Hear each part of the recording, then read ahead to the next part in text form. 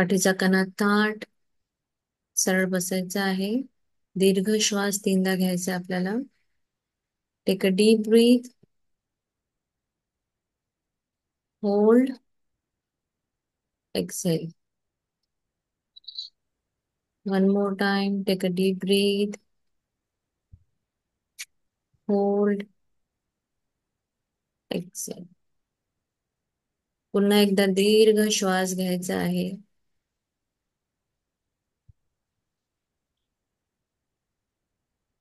Excel. धन्यवाद, धन्यवाद, धन्यवाद परमेश्वरा, या सुंदर दिवसासाठी तुझे खूप खूप आभार. आजचा दिवस हा संपूर्णत्वाचा पूर्णत्वाचा दिवस आहे. मी जिवंत आहे. माझं शरीर चालतं आहे. मी सगळ्या गोष्टी अनुभव करू शकते. मी माझ्या सगळ्या घरातल्या माझ्या प्रियजनांना खूप सुखी आणि समृद्ध बघत आहे. मी खूप खूप भाग्यवान आहे. आजचा दिवस मला हा तू दिल्याबद्दल तुझे खूप खूप आभार. धन्यवाद परमेश्वरा, माझ्या आईसाठी, जिने मला जन्म दिला, माझं पालनपोषण केलं, मला वाढवलं. धन्यवाद परमेश्वरा, माझ्या वडिलांसाठी, ज्यांनी माझं संगोपन केलं, मला कर्तृत्ववान बनवलं. धन्यवाद, धन्यवाद, धन्यवाद. धन्यवाद या सुंदर सृष्टीसाठी, जिने आम्हाला 5 तत्व दिली आहेत. पृथ्वी, धरती माता, जी आम्हाला सतत ग्राउंडेड राहायला शिकवते, जी आम्हाला खूप नवीन नवीन ठिकाणी फिरायला नेते, नवीन गोष्टी दाखवते. ही सुंदर सृष्टी, ही धरती माता, हिला खूप खूप खूप धन्यवाद. धन्यवाद अमृततुल्य पाण्यासाठी. पाणी माझी तृष्णा भागवतं आणि मी खूप सुंदर प्रकारे शरीरामध्ये चैतन्य अनुभव करते. पाणी माझं तहान भागवतं, त्यासाठी खूप खूप धन्यवाद. धन्यवाद, धन्यवाद.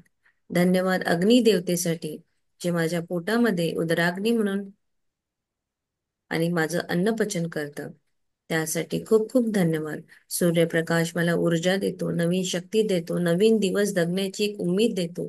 त्या सूर्यप्रकाशासाठी खूप खूप धन्यवाद. धन्यवाद, धन्यवाद, धन्यवाद.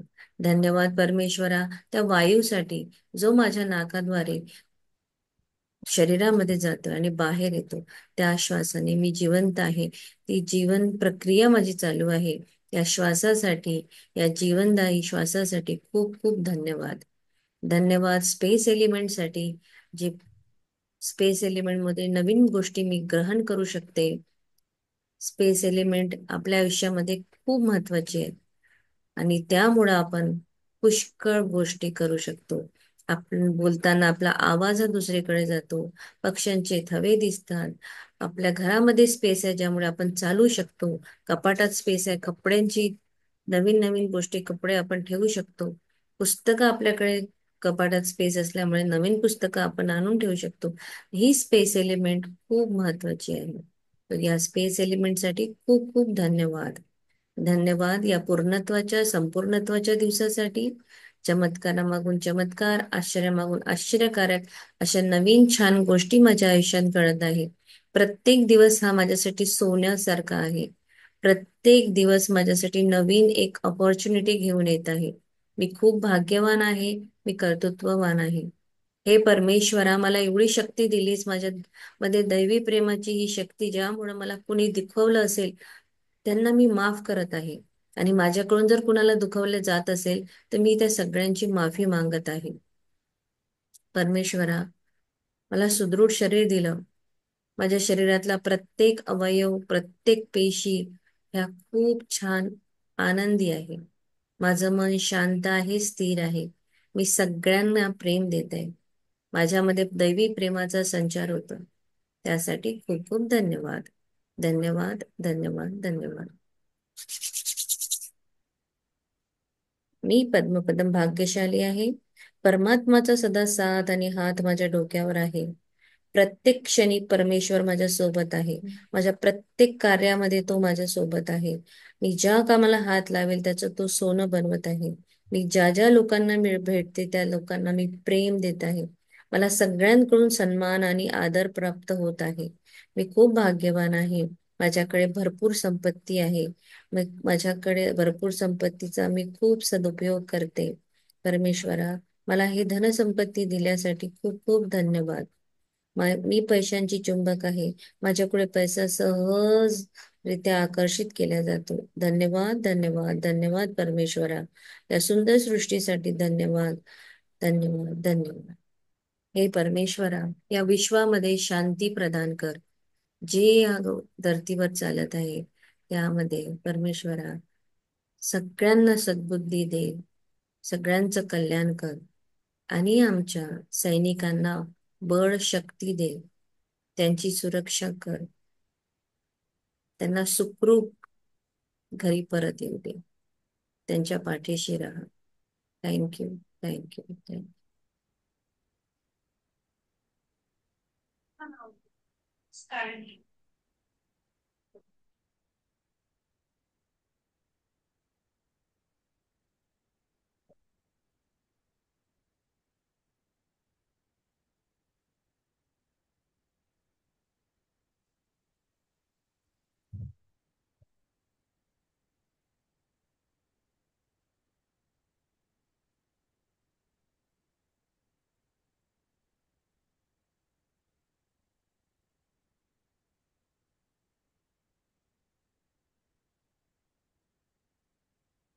विजिबल आहे स्क्रीन?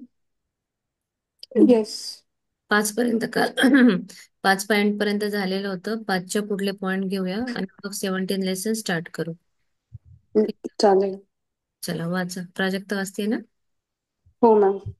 Thank you so much. तुम्ही तुम्ही इतरांबद्दल ज्या प्रकारे विचार करता त्यासाठी तुम्ही जबाबदार आहात. लक्षात ठेवा, तुम्ही ज्या प्रकारे विचार करता त्याला समोरची व्यक्ती जबाबदार नाही. तुमचे विचार त्याच प्रकारे फळ देतात. तुम्ही सध्या समोरच्या व्यक्तीबद्दल काय विचार करत आहात. भावनिकदृष्ट्या परिपक्व व्हा आणि इतरांचे मत तुमच्या मतापेक्षा भिन्न असू शकते आणि त्यांना तुमच्याशी असहमत असण्याचा पूर्ण अधिकार आहे हे मान्य करा. तुम्ही अप्रिय न होताही असहमत होऊ शकता. प्राण्यांप्रमाणे लोकांनाही भीतीची स्पंदने जाणवतात. तुमचे दडलेले विचार तुमच्या आवाजातून, चेहऱ्यावरील हावभाव आणि देहबोलीतून प्रकट होतात. हे सकारात्मक आणि नकारात्मक दोन्ही विचारांबाबत खरे आहे. तुमच्या मूक विचारांची आणि भावनांची आंतरिक भाषा इतरांच्या प्रतिक्रियांमध्ये अनुभवली जाते. तुम्ही स्वतःसाठी जे इच्छिता तशीच दुसऱ्यांसाठीही इच्छा करा. ही सुसंवादी ही सुसंवादी मानवी संबंधांची गुरुकिल्ली आहे. अच्छा. 10 पर्यंत झालं मॅम. ठीक ठीक.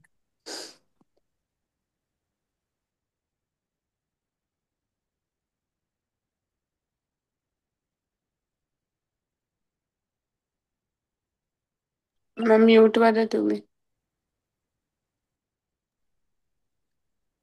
जे आपण दुसऱ्यांबद्दल विचार करतो त्यासाठी आपण स्वतः जबाबदार आहोत. आपल्याला असं वाटतं की समोरच्याला कळत नाही, पण तुमचे हावभाव, तुमचं बॉडी जेस्चर हे सगळं बघून कळतं. आणि समोरच्या व्यक्तीला जो तुमच्यासोबत तो वागत आहे त्यासाठी तो जबाबदार नाहीये, तुम्ही वागत आहात. तुम्ही जबाबदार आहात. तुम्ही जसे तुम्ही वागणार तसंच तुम्हाला ते फळ मिळणार. तुम्ही जर समोरच्याला प्रेम दिलं तर तुम्हाला तसंच प्रेम मिळेल. आणि हेट, तुम्ही जर त्याला द्वेष दिला तर तुम्हाला द्वेषच मिळणार. त्या व्यक्तीचा कुठलाही दोष नाही. तुम्ही त्याबद्दल व्यक्तीबद्दल काय विचार करता हे मनात तुम्ही ठरवून घ्या.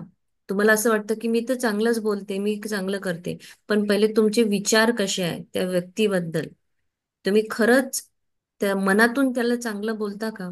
की फक्त तो तोंडावर आपल्या समोर आहे म्हणून मी छान बोलतीये, पण तो व्यक्ती जर थोडा मागे गेला तर तुमचे विचार बदलतात का त्याच्याबद्दल? याच्यावर लक्ष ठेवायचंय. इमोशनली तुम्हाला परिपक्व व्हायचंय. जसं पुन्हा शिवाय आपलं काही म्हणजे अडणारच असं नको व्हायला, की नाही हा व्यक्ती माझ्या नशिबात नाहीये किंवा माझ्या आयुष्यात नाहीये तर माझं काही खरं नाहीये, म्हणजे मी एकदम युजलेस आहे. इतकंही कुणावर जबाबदार राहायची गरज नाही. तुम्ही जबाबदार जेव्हा दुसऱ्यावर राहता याचा अर्थ असा होता की तुम्ही स्वतःमध्ये कुठेतरी इनकम्प्लीट आहात. तुम्ही स्वतःमध्ये काहीतरी कमी शोधत आहात. आणि तुमची कमी तो व्यक्ती पूर्ण करेल असं तुमचं एक्सपेक्टेशन असतं. आणि म्हणून तुम्ही त्या व्यक्तीसाठी इतकं म्हणजे डेस्परेट असता. अरे हा आलाच पाहिजे, हा असला तरच माझं काम होईल. असं नाही करायचंय. कुठल्याही गोष्टीसाठी समोरची व्यक्ती ही जबाबदार नाही, तुम्ही जबाबदार आहात. ठीक आहे. आणि कुठल्या एखाद्या गोष्टीमध्ये जरुरी नाहीये की जी गोष्ट तुम्हाला आवडते की तुम्ही सहमत आहात म्हणजेच तोही असेल. सगळ्यांना, प्रत्येक व्यक्तीला हा स्वतंत्र अधिकार आहे आपली मतं मांडण्याचा. मे बी त्याला ते पटत नाही जे तुम्हाला पटतं. बरोबर आहे. सो काही गोष्टी आपल्या अगेन्स्ट सुद्धा होऊ शकतात. सगळ्यांना आपापला अधिकार आहे. तुम्ही अप्रिय न होता असहमत व्हायचं आहे. उगाच त्या गोष्टीवर खूप जोराने आपली प्रतिक्रिया देणे, मला हे आवडत नाही, मला हे जमत नाही, मग तिथे तुमची प्रियता वाढणार नाही. तिथे त्या व्यक्तीसाठी तुम्ही प्रिय म्हणून राहणार नाही. स्पष्ट तुम्ही सांगायचं की ओके, तुझ्या दृष्टिकोनातून हे योग्य असेल तर ठीक आहे, पण मला हे असं वाटतं. आपलं मत द्यायचं. म्हणजे तुमचं मतही दिलं जाईल, तुम्ही प्रेमानेही वागाल, तुमचं प्रेमही राहील. प्राण्याप्रमाणे लोकांनाही व्हायब्रेशन्स कळतात.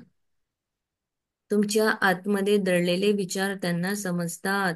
तुमच्या चेहऱ्याचे हावभाव, तुमच्या बोलण्याची शैली, हे सगळं त्यांना कळतं. आणि त्याप्रमाणे सकारात्मक आणि नकारात्मक दोन्ही विचार हे खरे आहे. तुम्ही कसं प्रेझेंट करतात तुमच्या बोलीतून. ओके. तुमची मुख विचारांची आणि भावनांची जी आंतरिक भाषा आहे ही इतरांच्या प्रतिक्रियेमध्ये तुम्ही अनुभव करू शकता. तुम्ही जसं बोलाल त्याप्रमाणे तुम्हाला समोरची रिएक्शन मिळेल ना. मग ती प्रतिक्रिया मिळणार तुम्हाला. जशी तुम्ही क्रिया कराल ती तुम्हाला प्रतिक्रिया मिळेल. स्वतःसाठी तुम्ही जसं विचार करता की मला हे मिळालं पाहिजे, मला मला गाडी घ्यायची आहे, मला घर घ्यायचं, मला हे करायचंय, मी त्याचाच तुम्हाला दुसऱ्यांसाठीही विचार करायचा आहे. दुसऱ्यांच्या ह्याच्यातही तुम्हाला तेवढीच खुशी असली पाहिजे. दुसऱ्यांसाठीही तुमची तीच इच्छा असली पाहिजे. नाहीतर समोरचा हा पुढे जात आहे, मग हा कसा, याच्याकडे एवढं कसं का दुःख हे सुख आहे, हा कसा आनंदी आहे, नाही हा आनंदी नको राहायला, अशी इच्छा नको. जी इच्छा मला असं वाटतं ना की मी खूप छान जगावं, असं सगळ्यांनीही छान जगावं, अशी माझी इच्छा असायला पाहिजे. आणि हीच सुसंवादी मानवी संबंधाची गुरुकिल्ली आहे. जर तुम्हाला आपले संबंध खूप छान ठेवायचे आहे तर तुम्हाला असं करावं लागेल. तुमच्या बॉसबद्दलची तुमची समज आणि मतं बदला. तो सुवर्ण नियम आहे. तो सुवर्ण नियम आणि प्रेमाचा नियम पाळत आहे हे जाणून घ्या आणि तो त्यानुसार प्रतिसाद देईल. तुम्ही समोरच्या व्यक्तीला परवानगी दिल्याशिवाय समोरची व्यक्ती तुम्हाला चिडू शकत नाही किंवा अस्वस्थ करू शकत नाही. तुमची कल्पना सर्जनशील असते. तुम्ही इतरांना आशीर्वाद द्या, तेच परत तुम्हाला मिळतील. प्रेम हे इतरांशी सुसंवाद साधण्याचे प्रेम उत्तम उत्तर आहे. प्रेम हे समज, सद्भावना आणि माणसात अंतर्भूत दैवी तत्वाचा आदर आहे. जे लोक त्यांच्या नकारात्मक परिस्थितीमुळे नकोसे आणि अप्रिय बनले आहेत, त्यांच्याबद्दल सहानुभूती आणि समजूतदारपणा बाळगा. त्यांच्यामध्ये दे त्यांच्यामध्ये देखील दैवी चेतना आहे, कारण ती सर्वांमध्ये आहे. सर्वांना समजून घेणे म्हणजे सर्वांना क्षमा करणे होय. इतरांचे यश, पदोन्नती आणि भरभराटीबद्दल आनंद व्यक्त करा. असे केल्याने तुमच्याकडेही शुभेच्छा आकर्षित होतील. झालं. 16 आणि 17 पण वाचू का? दोनच आहेत तर हम्म हम्म पुढचे. कोणत्याही भावनिक नाटकांना कधीही बळी पडू नका. बोटचेपेपणा करून काहीही साध्य होत नाही. योग्य गोष्टींवर ठाम राहा. तुमच्या आदर्शाला चिकटून राहा आणि तुम्हाला शांती, आनंद आणि सुख देणारी मानसिक वृत्ती, चांगली, योग्य आणि सत्य असते ते विसरू नका. लक्षात ठेवा, जो ईश्वर तुम्हाला आशीर्वाद देतो, तो सर्वांना आशीर्वाद देतो. या जगातील प्रत्येक व्यक्तीला फक्त प्रेम द्यावे लागेल. इतरांसाठी तेच चिंतणे जे तुम्ही स्वतःसाठी चिंतिता. यालाच प्रेम असे म्हणतात. आहे आहे की आहात. आरोग्य, आनंद आणि जीवनातील सर्व आशीर्वाद. हं. आपल्या बॉस बद्दल जसा आपला समज आहे किंवा मत आहे ते तुम्हाला बदलावं लागेल. जर तुम्ही ते बदललं तर तुम्ही सुवर्ण नियम जो आहे प्रेमाचा नियम तो पाळत आहे. म्हणजेच तुम्ही प्रेम देणार, तुम्हाला तसाच प्रतिसाद दुसऱ्याकडून पण येणार. कुठल्याही व्यक्तीला आपल्या परवानगीशिवाय आपल्या आयुष्यामध्ये एंट्री करू देऊ नका. फॉर एक्झाम्पल, एखादी व्यक्ती तुम्हाला चीड द्यायला येईल, तुम्हाला राग द्यायला येईल, तुम्हाला द्वेष द्यायला येईल. त्याचं हे जे उद्दिष्ट आहे ते साध्य होऊ द्यायचं नाही. मला कसं रिॲक्ट करायचं आहे, ठीक आहे. इतरांना आशीर्वाद द्या, तेच तुम्हाला आशीर्वाद पुन्हा मिळेल. दुसऱ्यांनी चिडवलं म्हणून आपण स्वस्थ अस्वस्थ, म्हणजेच आपण आपले इमोशन्स, आपल्या फिलिंग्स त्या समोरच्या व्यक्तीच्या हातात देतो. त्यांनी म्हटलं काही तर आपण विचलित होणे, त्यांनी चांगलं म्हटलं तर आपण प्रफुल्लित होणे, या गोष्टी कधीही करायच्या नाही.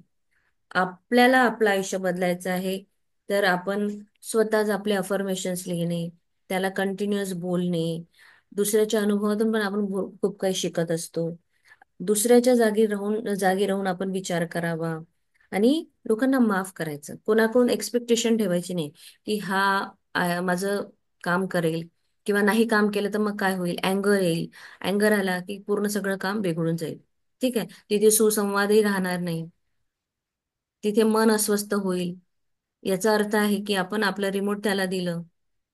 दुसऱ्यावर डिपेंड राहायचं नाही.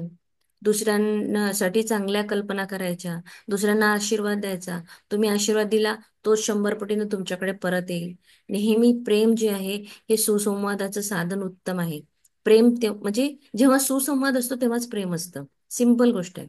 आपण आपल्या मुलाशी प्रेम करतो, आपल्या घरीच्या परिवारांशी, आपल्या नवऱ्याशी प्रेम करतो. तर जिथे प्रेम असते तिथे सुसंवाद असतो. तिथे आपण भांडणं करत नाही, तिथे सद्भावना असते. प्रेम ही एक समज, सद्भावना आणि माणसात अंतर्भूत दैवी तत्वाचा आधार आहे. प्रेम म्हणजे सगळ्यांची प्रेमाने वागा, सद्भावनेने म्हणजे सगळ्यांसाठी सेम भावना. माणसामध्ये तुम्ही देव शोधा, त्याचा आदर करा. जे लोक नकारात्मक परिस्थितीमुळे नकोसे आणि अप्रिय बनले आहे त्यांच्याबद्दल सांग. ओके, सो काही लोक आहे जे तुम्हाला नाही आवडत, काहीतरी निगेटिव्ह सिच्युएशनमुळे तुम्हाला ते त्यांच्यासोबत भांडण करून किंवा कुठलं काही न करता जस्ट त्यांना आशीर्वाद द्यायचा की परमेश्वरा यांना सद्बुद्धी दे. त्याच्यासाठी टीका करणे, 100 ठिकाणी त्या गोष्टीचं उच्चारण करणे, 10 लोकांना त्या गोष्टी सांगणे, यार हा व्यक्ती असा आहे, तसं झालं तसं झालं, काही गरज नाही. एखादी नकारात्मक परिस्थितीमुळे आपण अप्रिय बनतो आणि त्या व्यक्तीबद्दल आपण सहानुभूती नाही ठेवत. तर सहानुभूती आणि समजूतदारपणा आपल्याला बाळगायचा आहे, कारण समोरच्या व्यक्तीमध्ये तो समजूतदारपणा, ती सहानुभूती नाही आहे. मी आता मॅजिक बुक शिकते आहे, मी आता सबकॉन्शियस बुक वाचली आहे, तर माझ्यामध्ये खूप काही गोष्टी आहे, समोरच्यामध्ये त्या नाही आहेत. तर मी त्याला समजून घ्यायला हवं. आणि त्या व्यक्तीमध्ये सुद्धा एक दैवी चेतना आहे, कारण सगळीकडे आहे दैवी चेतना. सगळ्यांना समजून घ्यायचं आहे आणि सगळ्यांना क्षमा करायचं आहे. क्षमा करणे हेच सगळ्यात महत्वाचं आहे. Okay, just 1 minute.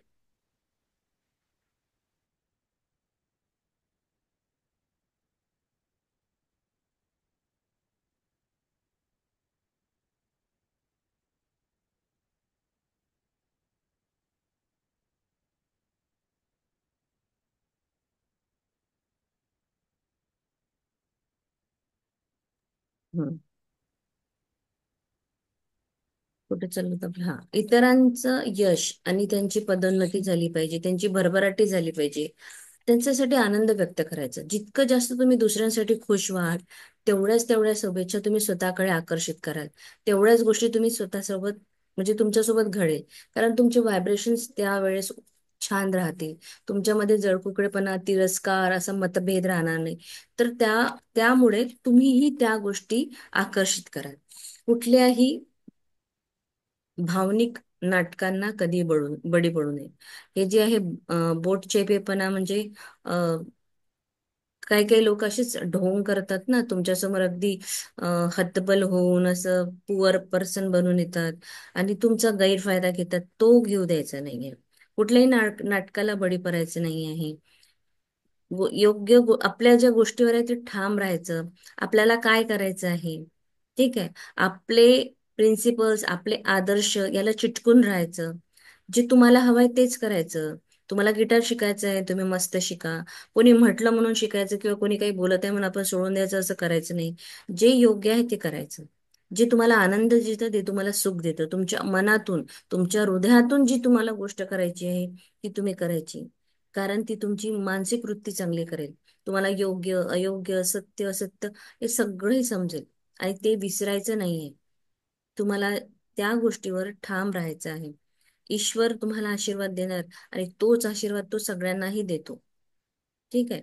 प्रत्येक व्यक्तीला फक्त प्रेम द्यायचंय. म्हणजे आज ठरवून घ्या, कंटिन्युअसली स्वतःला सवय लावा. काहीही होऊ दे, मी फक्त प्रेम देईन. मला जर वाईट वाटायचं आहे ना, मी एक 5-10 मिनिटं मला कोणी काही बोललं तर मी वाईट वाटून घेईन. त्याच्या व्यतिरिक्त त्याच्या पुढे मी स्वतःला दुखी करून घेणार नाही किंवा मी स्वतःला दुसऱ्याच्या हातात देणार नाही. मला माझं स्वतःचं अस्तित्व आहे. मला माझे स्वतःचे प्रिन्सिपल्स आहेत. कोणी माझ्या लाईफमध्ये येऊन मला चालवायचा प्रयत्न करेल, no, I am not going to allow others की माझ्या आयुष्यामध्ये ते इंटरफेअर करेल. तेवढं स्ट्रॉंग व्हायचं आहे तुम्हाला. दुसऱ्यांसाठी फक्त चांगला विचार करा, त्यांचं चिंतन करा. स्वतःसाठी चांगलं बोला, दुसऱ्यांसाठी चांगलं बोला, दुसऱ्यांनाही प्रेम द्या. तुम्हाला ऑटोमॅटिक तुमच्या आयुष्यामध्ये आरोग्य, आनंद, प्रेम आणि सगळं जीवन हे तुमचं सुखरूप असं छान जीवन तुम्ही जगायला लागाल. आणि दुसऱ्यांच्या जागी पण राहून कधी कधी विचार करायचा की जर ही व्यक्ती अशी वागते, मी बी त्या जागी जर मी असते तर मीही अशी वागली असते. म्हणून म्हणतात ना, दुसऱ्याच्या चपल्यामध्ये थोडा आपला पाय टाकून बघायचं. तर हेही आपल्याला करायचं आहे. ओके. काही लोक कमजोर करायचा प्रयत्न करेल तुम्हाला, काही लोक तुम्हाला चिड द्यायचा प्रयत्न करेल, तेव्हा चिडायचं नाही आहे. त्यांना अलाव करायचं नाही तुमच्या आयुष्यात यायला. आपलं एक फोकस्ड आहे, मला माझ्या आयुष्यामध्ये काहीतरी करायचं आहे, माझे काहीतरी ध्येय आहेत, माझे प्रिन्सिपल्स आहेत, ते आपण आपले प्रिन्सिपलवर चालायचं. ठीक आहे. जे काही तुमच्यासाठी चांगलं आहे ते करायचं, जे आवडतं ते करायचं. त्यामुळे तुम्हाला हेल्थ मिळेल, हॅपीनेस पण मिळेल आणि तसं जीवन जगायचं. स्वतःमध्ये एक फ्रीडम असला पाहिजे. आपल्या स्वतःमध्ये एक फ्रीडम असला पाहिजे. दुसऱ्याच्या हातात आपलं काय म्हणतात, कठपुतली व्हायची नाही आपल्याला. ठीक आहे. So next lesson 17. इथे कुठे कोणाला काही विचारायचं आहे का? हो मॅम. बोला. मॅम, हे जे 14 पॉइंट आहे की नकारात्मक परिस्थितीमुळे किंवा म्हणजे जे काही लोक आपल्याला नको म्हणजे त्यांच्याविषयी जे नकोच आहे ना. हा, तर मग फॉर एक्झाम्पल, म्हणजे तुला एखाद्याने चीड दिली आहे आणि तो व्यक्ती नाही तुला. नाही, तो पॉइंट मला कळाला, पण हा. त्याच्यावर रिअल लाईफ माझं चॅलेंज आहे. त्याच्यासाठी माझा प्रश्न आहे की समजा असं आपल्या आजूबाजूलाच एखादी व्यक्ती असेल, हम्म. पण म्हणजे हा पॉइंट मला कसा वाटतोय की हा म्हणायला खूप सोपं आहे, बुकमध्ये दिलंय म्हणून सहज नाही ऍक्सेप्ट होऊ शकत हे, की एखादी व्यक्ती असते की जी वारंवार खोटं बोलत असते आणि आपल्याला माहिती असतं की she is talking lie, but still आपण एक काहीतरी रिस्पेक्ट किंवा रिलेशन म्हणून ठीक आहे चांगलं वागण्याचा प्रयत्न करतो, बट फ्रिक्वेन्सी समोरच वाढत असते. मग अशा केसमध्ये हे खरंच खूप डिफिकल्ट असतं असं समजून घेणं किंवा ऍक्सेप्ट करणं. मग तिथे फक्त आणि फक्त निगेटिव्ह फिलिंग्स किंवा ठीक आहे कर्मांचं हे म्हणून आपण वाईट वागत नाही, उद्धटपणे बोलत नाही. पण मग अशा केसमध्ये हे तर फक्त आता म्हणजे माझ्या केसमध्ये जे होतं ते फक्त मी वरवर करतेय की हा ठीक आहे मला डीप मध्ये हे नाही करायचं किंवा मी थोडीशी एक वेगळं प्रॅक्टिस करतेय म्हणून, बट स्टील त्यांचं प्रेझेन्स सुद्धा ऍक्सेप्ट करणं चॅलेंजिंग असतं अशा सिच्युएशन मध्ये, तर मग तेव्हा आपण कसं, म्हणजे हे ट्रू फिलिंग्स नाहीच येऊ शकत ना अशा केसमध्ये, तर मग तेव्हा कसं आपण डायव्हर्ट करू शकतो किंवा ऍक्सेप्ट करू शकतो? अ, हे याच्या व्यतिरिक्त तुझ्याकडे काय ऑप्शन आहे? तू काय करू शकशील? एकतर तू व्यक्तीला सांगू शकते प्रेमाने की मला माहित आहे तुम्ही खोटं बोलता. नाही, पण माझं बऱ्याचदा सांगून झालंय, not even with me only, त्यांचं ते हॅबिटच आहे. हा, स्वभाव आहे. हा. हम्म. आणि मग ते कुठेतरी, म्हणजे एवढ्या छोट्या छोट्या गोष्टींमध्ये पण खोटं बोलणं, की मग ते मला नाही खरं ऍक्सेप्ट इट्स होत. ओके. त्याला आपण आता जास्त एनर्जी न देता एकच करू शकतो की देवा याला सद्बुद्धी दे, आणि त्याला इग्नोर करणे हेच आपल्या हातात आहे. कारण तो देवानेच पाठवलेला एक एंजल आहे आपल्या आयुष्यामध्ये. कुठेतरी काहीतरी आपल्याला बदल करायचा आहे. आपल्या रागावर आपल्याला कंट्रोल अजूनही नाही आहे. तो तो चुकीचा आहे, तो खोटं बोलतो, हे त्याचं कर्म आहे. त्याचं फळ त्याला देव देणार आहे. तिथे आपण कुठेच त्याला कुठलाही फळ देऊ शकणार नाही. उलट काय होणार, त्याच्याबद्दल तो दिसला की चिड, अरे हा खोटा बोलतो, आपलेच व्हायब्रेशन्स खराब होत आहे. आपले व्हायब्रेशन खराब होते, आपल्या शरीरामध्ये पण मग त्या गोष्टी क्रिएट होतात. आणि तीच ती गोष्ट, ठीक आहे त्याला सांगून झालं आहे, तो तरी खोटा बोलत आहे, त्याला इग्नोर करा, त्याला माफ करा, बस खतम. आणि वागताना असं वागा की जिथे त्याचा खोटेपणा तुम्ही पकडू शकता, त्याला सांगायचं हे सगळं खोटं आहे, तुम्ही हे जे बोललात किंवा काय झालं. नाही तर त्याला सरळ इग्नोर करणं हाच सगळ्यात म्हणजे योग्य मार्ग आहे. आणि त्याला फक्त एवढं म्हणायचं, मी सगळ्यांसोबत शांत आहे, मी त्या व्यक्तीचं नाव घे, त्याच्यासोबतही शांत आहे. हे तू अफर्मेशन जेव्हा रोज म्हणशील ना, ऑटोमॅटिक त्याचा तो खोटेपणा तू विसरून जाशील. तू निग्लेक्ट करायला लागशील. तुला म्हणजे वाटणार नाही, ठीक आहे बाबा तो खोटे बोलताय, तो त्याचं कर्म आहे, मला काय आहे? मला मी म्हणजे माझ्या जागी मी योग्य आहे ना. तो खोटा बोलो असं खरं बोलो, मी माझं योग्य काम करते. मी माझ्या मी प्रामाणिक आहे. मग मला तेवढंच माझ्यावरच फोकस करायचा आहे. मी त्याला बदलू शकत नाही, त्याचा खोटेपणा दूर करू शकत नाही, मी काहीही करू शकत नाही. एक दिवस असा येईल की ती स्वतःच तो चेंज होऊन जाईल. त्याच्यासाठी तुम्ही एखादं अफर्मेशन लिहून तू हे करू शकते की नाही, या व्यक्तीमध्ये आता बदल म्हणजे तो खरं बोलायला शिकला आहे. किंवा स्वतःमध्येच, I am at peace with myself and with dash person. पण एवढं. मग कुठेतरी मला असं वाटतं की, म्हणजे आता हे अफर्मेशन्स लिहिणं त्या व्यक्तीसाठी सुद्धा मला वर्थ नाही वाटत, की अच्छा, मी एवढं तरी अटेन्शन पे करावं तो व्यक्ती की, तुझ्या आयुष्यात किती महत्वाचा आहे, खूप जवळचा आहे. म्हणजे ते माझी आई, मुलगा आणि हजबंड व्यतिरिक्त आहे. हम्म. पण आहे, म्हणजे हजबंडच्या रिलेशनशिप मधून इट्स आहे ओके. ते दॅट त्यामध्ये. इज, तो सो इतका इतका महत्वाचा आहे का तो, की तू तुझे पूर्ण व्हायब्रेशन चेंज करतो आहे. म्हणजे म्हणजे समोर मला आलं की वाटत होतं, नाहीये इतर वेळेस मी हा. खरं कंट्रोल करू शकते ते सगळं की, पण मग जेव्हा, ते काढ म्हणजे ज्याचा अर्थ परमेश्वर जाणून बुजून त्या व्यक्तीला तुझ्यासमोर पाठवत आहे. कुठेतरी तुझ्या आतमध्येच अशी एक भावना, असं एक आहे जे देवाला काढायचं आहे. कारण की देवाला माहिती आहे की Prajakta is a very pure soul. ती एक छान व्यक्ती बनली पाहिजे. मग तिच्यामध्ये ही एवढीशी गोष्ट राहायला नको, ही निघून जायला पाहिजे. म्हणजे तो व्यक्ती जरी समोर आला ना, आता पुढच्या लेसन मध्ये हेच येणार आहे की काहीही असू दे, मी माझं शांती कुणाला भंग करू देणार नाही. हाच पॉइंट होता याच्यामध्ये पण एक, की तुम्ही दुसऱ्याला एंटरटेन करू नका. अशी हे जे बोटचट्टेपणा वगैरे हा जो एक वापरलाय ना, हे तेच लोक आहे जे तुला राग द्यायला येणार, तुला द्वेष द्यायला येणार, खोटं बोलणार. ते समोर तुला असं काय म्हणतात त्याला, म्हणजे सारखे तुला काहीतरी म्हणजे चिडवायला येणार. पण ते चिडायचं नाही आपल्याला. आपल्यामध्ये इतकं समर्थवान झालं पाहिजे ना, कारण तो व्यक्ती, त्याला नाहीये तेवढी समज, तो या जर्नीत नाहीये. त्याला हे नाही माहित की तो काय पाप करतोय. खोटं बोलणं हे पाप आहे, हे जर त्याला माहित असतं तर हे त्याने केलंच नसतं. तो अज्ञान आहे. तुला त्याच्यावर दया करावी लागेल. त्याला म्हणजे सोडून द्यायचंय तुला. तू त्याच्या लेवलला किंवा त्याच्या सोबत जाऊन इतकं तू तुझ्या म्हणजे तुझ्या डोक्याला इतकं त्रास देऊ शकत नाही. नाही आयुष्य. नाही, मी सोडून देतीये. मी म्हणजे नॉट इवन मी अ, म्हणजे एक चल लहान बाळ म्हणून, की म्हणजे लहान बाळ नाही ऍक्च्युली ती, बट तिच्यात एक लहान बाळ आहे खोटं तसंच बोलण्यासारखं करायचं. जसं, म्हणून तसंच मी करायचं. सोडून देतीये. बट स्टील समहाऊ म्हणजे मला असं वाटतं की आता जे पण कदाचित काही इमोशनली मी हे आहे, तर माझं जस्ट बिकॉज ऑफ त्या व्यक्तीच्या प्रेझेन्समुळे हे वाढलंय असं मी नोटीस केलं खरं. आणि मग मला असं वाटलं की असं नाही म्हणजेच व्हायला कुठेतरी पाहिजे. कृतज्ञता कमी आहे, कुठेतरी ग्रॅटिट्यूड कमी आहे तुझ्यामध्ये. त्या व्यक्तीसाठी. त्या व्यक्तीसाठी, घरच्या भरपूर सिच्युएशन साठी तू थोडं बिलो द लाईन जातीयस. तू जर अबाव द लाईन असली तर मे बी तुला हे विचारही त्या व्यक्तीबद्दल सतावणार नाही. समहाऊ कुठेतरी ग्रॅटिट्यूडची कमी आहे. तू विचार कर. ओके. काहीतरी चालेल. एखादा चांगला पॉइंट असेल ना त्याच्यामध्ये, याच्या व्यतिरिक्त. आहे ना. आहे ना? बस मग त्या चांगल्यावर फोकस करा. हे त्याचं सोडून द्या. चांगला पॉइंट हा आहे की शांत बसते.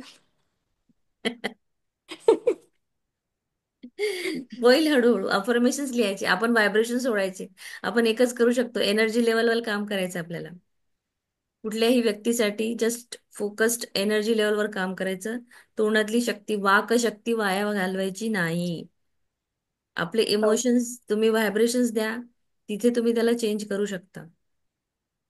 पण तो येऊन आपल्या जीवनामध्ये उथल-पुथल करेल एवढं त्याला अलाव पण करायचं नाही. जस्ट ब्लेस्ड, बाकी काहीच करू शकत नाही आपण. पुढला लेसनच तो येणार आहे आता. तुला अजून क्लिअरिटी वाढेल तुझी की का नाही करायचंय. ओके. चालेल. हम्म. थँक्यू. मॅम, मला पण बोलायचं होतं. आता ती व्यक्ती हम्म. एखादी असली आणि जेव्हा समोर नसली तर आपण लगेच इग्नोर करतो, पण ती समोर असली हम्म. हम्म. आणि ते मॅमने सांगितलं की ती खोटं बोलते, ती मान्य करते, पण माझ्याकडे असं आहे, ती खोटं बोलून देखील ती प्रूव्ह करत असते नेहमी, नाही मी खोटं नाहीच, मी खोटं नाहीच, ठीक नाही, आहे. मी खरंच माझ्याकडे आहे, पण मी तसंच आहे. करेक्टच आहे. मान्य नाही करत ते. हा, आपण मान्यच करत आपल्याला नाही. समजत असतं परिस्थितीवरून, म्हणजे डोळ्याने बघतो ना आपण. हम्म. पण हम्म. ते असं होतं की देव पण मलाच दाखवतो या सगळ्या गोष्टी, इतरांना नाही. म्हणजे जेव्हा घरी कोणी नसतं किंवा अशा वेळेसच या गोष्टी होत असतात.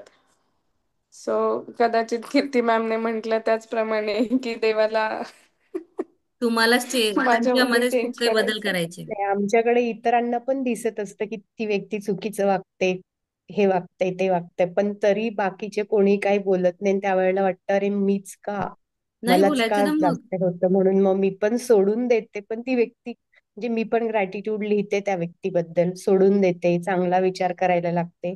पण त्या व्यक्तीने तशी परत पुन्हा सिच्युएशन क्रिएट केली की पुन्हा मग थोड्या वेळासाठी आपण लगेच बिलो द लाईन जातो, पुन्हा काहीच वर नाही. येतो. बरोबर आहे. ठीक ते आहे, असं त्याला ब्लेस सतत होत करा. असतं.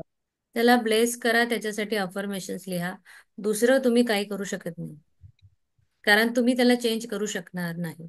बस त्याची एखादी चांगली गोष्ट आठवा आणि कंटिन्यू त्याला तेच ते तुम्ही त्याच्याबद्दल चांगलं लिहा. चांगलाच विचार करा. जर तो समजत असेल, समजून सांगितल्यानंतर, तर एखाद दोन प्रयत्न करून बघा. नाहीतर जस्ट सोडून द्या. एवढा इम्पॉर्टन्स नाही द्यायचा. आपल्याच मध्ये काहीतरी चेंज आपल्याला करावं लागणार आहे. तुम्ही त्याच्यामध्ये चेंज करू शकत नाही. तुम्ही त्याला बदलू शकत नाही. तुम्ही सुज्ञ आहात. तुम्हाला सबकॉन्शियस माइंडची बुक माहित आहे. तुम्हाला मॅजिक बुक माहित आहे. त्याला माहित आहे का?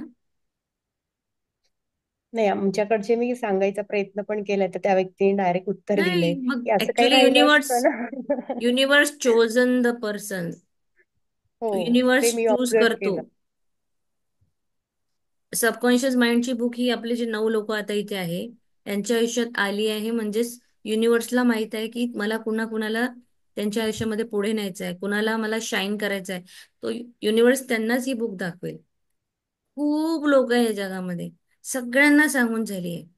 प्रत्येक व्यक्ती बुक हातात घेऊन वाचत नाही. प्रत्येक व्यक्ती बुक अटेंडही करत नाही. युट्यूबवरही जाऊन भागणार नाही. म्हणजे ती कुणाकडे सहज जात नाही. मॅजिक बुकही नाही, कुठलीच बुक नाही. जे काही होतं ना ते वरच्याच असतं. आणि ती व्यक्ती तुम्हाला किती डिस्टर्ब करते तुम्ही फक्त आज दिवसभर विचार करा. तो खोटं बोलतो की खरं बोलतो? खरं आणि खोटं काही नसतं या जगात. तो त्याच्या मतावर तसा आहे, ठीक आहे, त्याला सोडून द्या. इग्नोर. बेस्ट मंत्र आहे तो. त्याचं तुम्ही खरं खोटं केलं तर तुम्हाला काय भेटतं? त्याला खुशी भेटून राहिली ना त्याच्या खोटे मध्यामध्ये. तर लेट हिम जस्ट हॅपी राहू दे त्याला. एक दिवस असा येईल की त्याला समोरच्यालाच कळेल की हा, मी कुठेतरी चुकत आहे. एकदा इग्नोर करायला शिका ना, 8 दिवस, 15 दिवस. काय हरकत नाही. बघूया आता पुढच्या लेसन मध्ये अजून काय शिकायला मिळतं. ठीक आहे, चला. वाचू. येस. क्षमा करण्यासाठी अंतर्मनाचा वापर कसा करावा. जी जीवन कोणाशीही भेदभाव करत नाही. देव हे जीवन आहे आणि ते जीवन तत्व या क्षणीही जेव्हा तुम्ही हे शब्द वाचत आहात आणि त्यावर चिंतन करत आहात, तुमच्यामध्ये वाहत आहे. देवाला तुमच्याद्वारे सुसंवाद, शांती, सौंदर्य, आनंद आणि विपुलतेने व्यक्त व्हायला आवडते. याला देवाची इच्छा किंवा जीवनाची प्रवृत्ती म्हणतात. या आंतरिक जीवन प्रवाहाविरुद्ध तुम्ही तुमच्या मेंदूमध्ये अडथळा निर्माण केल्यास हा भावनिक अडथळा तुमच्या अंतर्मनाला खूप गोंधळात टाकेल आणि सर्व प्रकारच्या नकारात्मक परिस्थिती निर्माण करेल. जगातील दुःख किंवा गोंधळलेल्या परिस्थितीशी देवाचा काहीही संबंध नाही. या परिस्थितीत आपल्याला स्वतःच्या नकारात्मक आणि विध्वंसक विचारांचे परिणाम आहेत. त्यामुळे आपल्या त्रासासाठी किंवा आजारासाठी देवाला दोष देणे हे एक गंभीर चूक आहे. पुढे वाचू का? येस. पुष्कळ लोक मानवजातीच्या पापांसाठी, रोगांसाठी, दुःखांसाठी देवाकडे वळतात. देवावर टीका करून किंवा दोष देऊन जीवन. जीवनाच्या प्रवाहाविरुद्ध सवयीने मानसिक अडथळे निर्माण करा. इतर लोक त्यांची दुःखे, प्रियजनांचा मृत्यू, वैयक्तिक दुःख आणि अपघात यासाठी देवाला दोष देतात. ते देवावर रागावलेले असतात आणि त्याला त्यांच्या दुःखासाठी जबाबदार धरतात. जोपर्यंत लोक देवाविषयी अशा नकारात्मक संकल्पना बाळगतील, तोपर्यंत त्यांचे अंतर्मन या नकारात्मक गोष्टी साकारत राहील. ते स्वतःला शिक्षा करत आहेत हे त्यांना समजत नाही. त्यांना सत्य पाहावे लागेल, स्वावलंबी व्हावे लागेल आणि कोणत्याही बाहेरील व्यक्ती किंवा शक्तीपासून मुक्त व्हावे लागेल. निंदा, द्वेष, क्रोध यांचा त्याग करावा लागेल. अन्यथा ते आरोग्य, आनंद, सज्जनशील कृती यांच्या मार्गात पुढे जाऊ शकणार नाहीत. जेव्हा हे लोक त्यांच्या अंतःकरणात प्रेमळ देवाची कल्पना करतात, तेव्हा त्यांना हे पटेल की देव हा प्रेमळ पिता आहे, जो त्यांची काळजी घेतो, त्यांना मार्गदर्शन करतो, त्यांना शक्ती देतो. तेव्हा ईश्वरावरील किंवा जीवनाच्या तत्वावरील त्याचा विश्वास त्यांच्या अंतर्मनाद्वारे स्वीकारला जाईल आणि त्यांना असंख्य मार्गांनी शुभ आशीर्वाद मिळू लागतील. एक लाईन होती इथे मध्ये, कोणत्याही बाहेरील व्यक्ती किंवा शक्तीपासून मुक्त व्हावे लागेल. तू याच्या आधी जो प्रश्न विचारला होता त्याच्यामध्ये हम्म. आता तुम्हाला कनेक्टेड होता येईल. ठीक आहे. तर क्षमा करण्यासाठी अंतर्मनाचा वापर कसा करावा. आणि क्षमा हा एक, म्हणजे क्षमाशिवाय दुसरं काही नाही. म्हणजे मी तरी आतापर्यंत समजलंय, जोपर्यंत तुम्ही तुमच्या मधला क्षमा करणार नाही, तोपर्यंत तुमच्या आतमध्ये जो कचरा भरलेला आहे, कुठल्याही पास्ट गोष्टी विषयी म्हणा किंवा मागच्या जन्मामध्ये काहीतरी कुठे झालं असेल आणि ते अजूनही आपण कॅरी अप फॉरवर्ड करत आहोत, तर फॉरगिव्हनेस अतिशय महत्वाची आहे.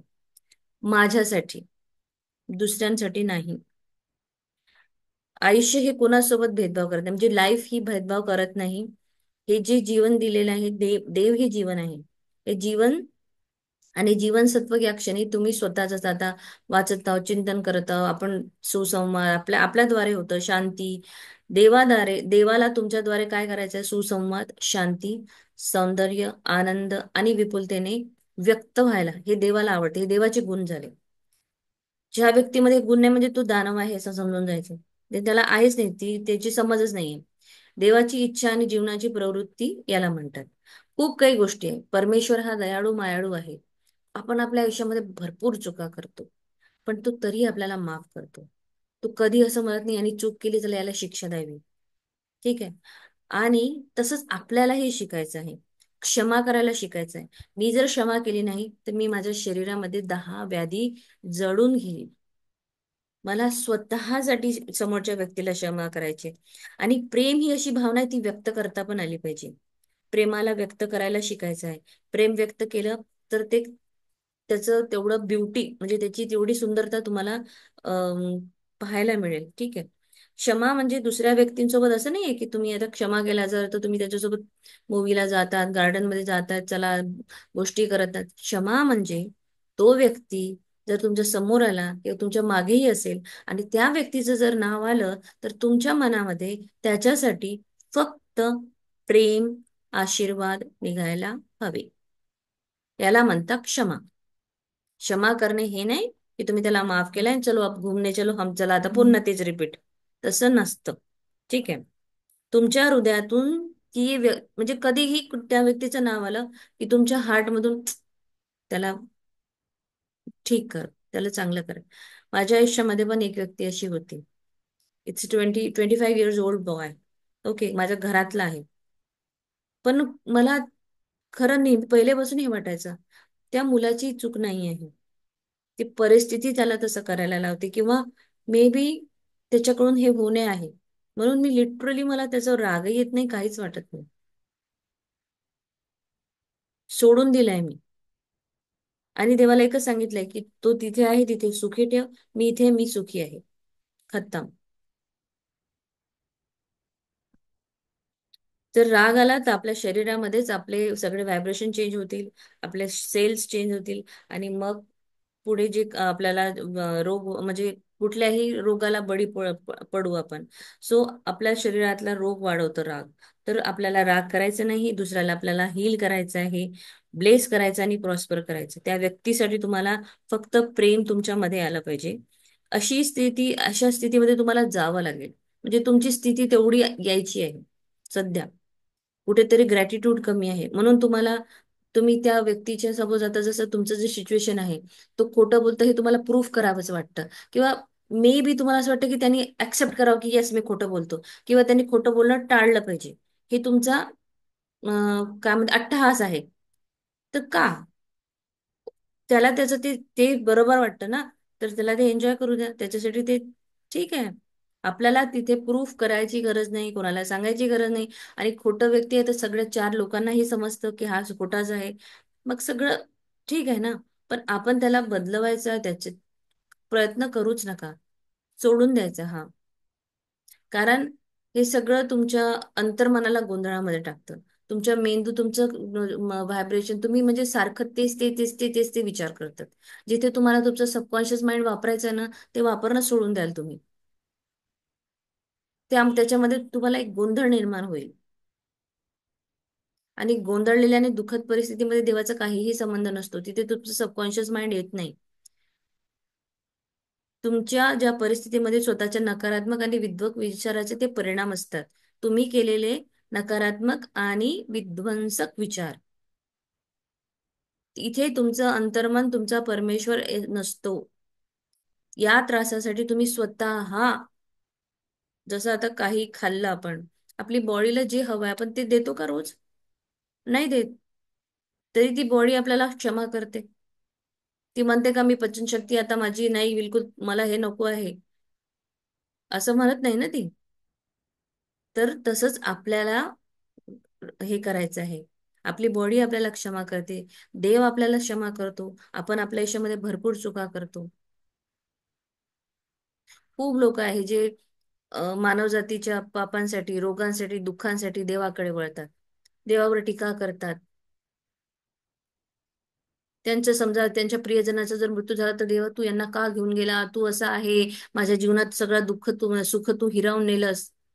ती व्यक्ती तुमच्या जीवनात नाही आहे, त्याच्यासाठी सुद्धा तुम्ही देवाला दोष देता. प्रियजनाचा मृत्यू, वैयक्तिक दुःख आणि अपघात. कोणाचा अपघात झाला आपण दोष देवाला देतो. देवाला कळलं नाही का, तो तर घरात एकटाच मुलगा होता कमावणारा, असं कसं झालं, असं बोलतो ना आपण कोणाच्या समजा काही झालं तर. तर या गोष्टी होतात. ते देवावर रागावलेले असतात, त्यांना दुःखासाठी जबाबदार ठरतात. तसं ठरवू नये. आणि नकारात्मक संकल्पना जे लोक बाळगतात, नकारात्मक राहतात देवाविषयी, ते स्वतःला शिक्षा करत आहे असं समजायचं. कारण ते स्वतः खूप जास्त टेन्शन मध्ये राहणे, चिडचिड करणे, सतत देवाबद्दल कंप्लेंट करणे, माझं तर देव कधी ऐकत नाही, माझ्या देव म्हणजे अशा गोष्टी. आपल्याला डिपेंड नाही राहायचं, स्वावलंबी इंडिपेंडंट व्हावं लागेल. या सगळ्या बाहेरच्या व्यक्ती, या शक्तीपासून मुक्त व्हावं लागेल. एखादी व्यक्ती आपल्या आयुष्यात आहे आणि ती जर निघून गेली, काही फरक पडणार नाही. आपलं असं असतं की नाही, ती व्यक्ती माझ्या आयुष्यातून निघून गेली म्हणजे माझं काहीतरी खूप हे झालेलं आहे. निंदा, द्वेष, क्रोध याचा त्याग करावा लागेल. आरोग्य, आनंद, सर्जनशीलता तेव्हाच पुढे जाईल. अदरवाईज ती पुढे जाऊ शकणार नाही.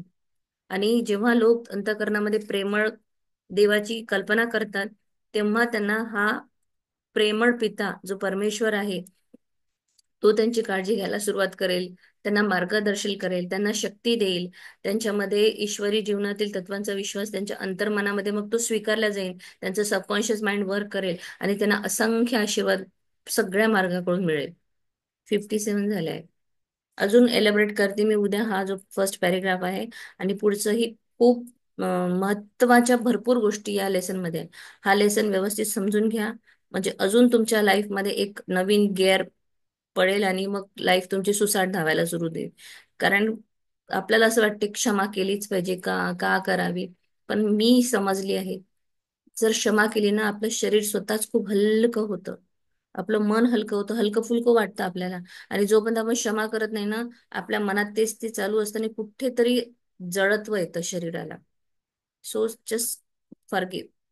काही दुसरं नाही आपल्या जवळ, फॉरगिव्ह करायचं आहे. कारण देव माफ करतो तुम्हाला.